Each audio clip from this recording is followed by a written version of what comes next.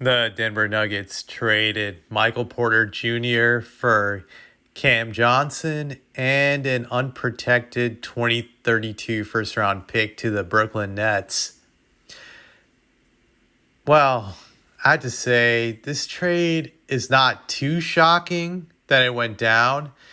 I think it was safe to say that Denver was going to make some big moves after losing to the Thunder in the second round in that hotly contested 7 game series, that they were going to do some major roster changes.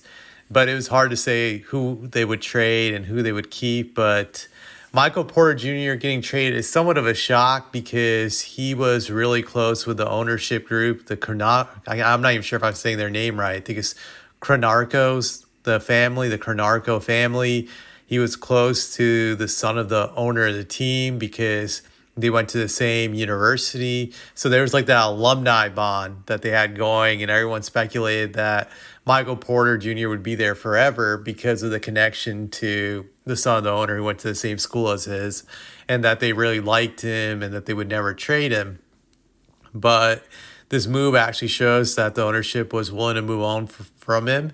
And I think the biggest reason they traded him was because of his big contract. This was definitely a cap saving move for the Nuggets. By doing this trade, from what I'm reading, the Nuggets saved $40 million.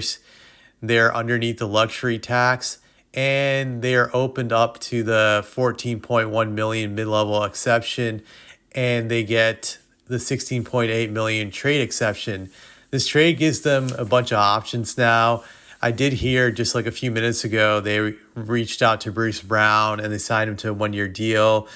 I'm guessing maybe they used part of the mid-level exception they got from this trade on him. Possibly. Wouldn't shock me, but they got a few goodies out of this by getting rid of Michael Porter Jr.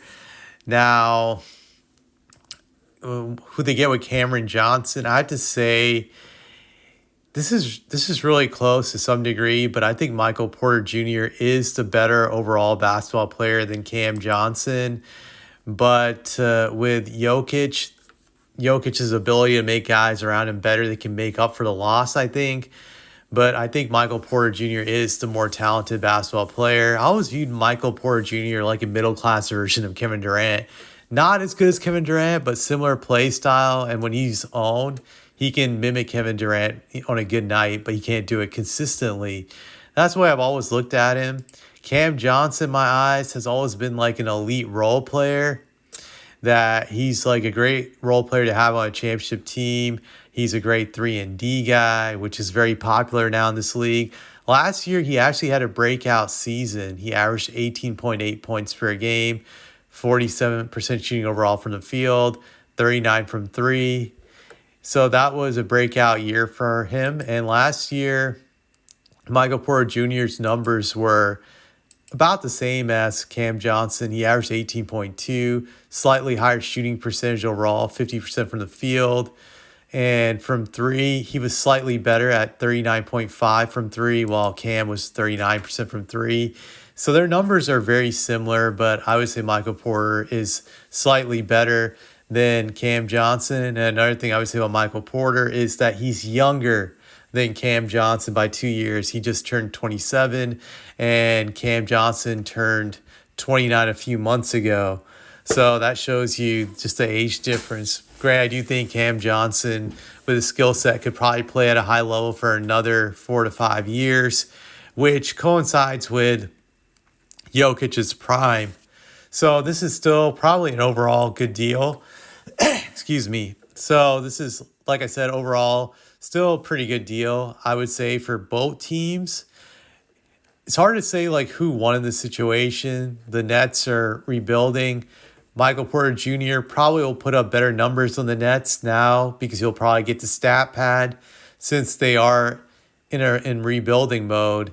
And Cam Johnson's numbers might go down slightly. I don't know how much he's going to average with the Denver Nuggets, but I would say somewhere between probably 13 to 18 points, in that range.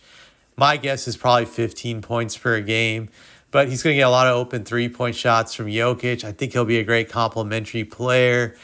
Now, it'll be interesting to see the other moves the Nuggets do and when it comes to adding pieces to their roster.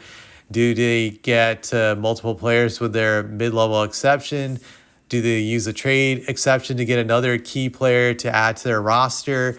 I think those are moves to look to in the upcoming days. So I think this is a trade where both teams probably broke even if everything goes right. That's pretty much all I had to say about this.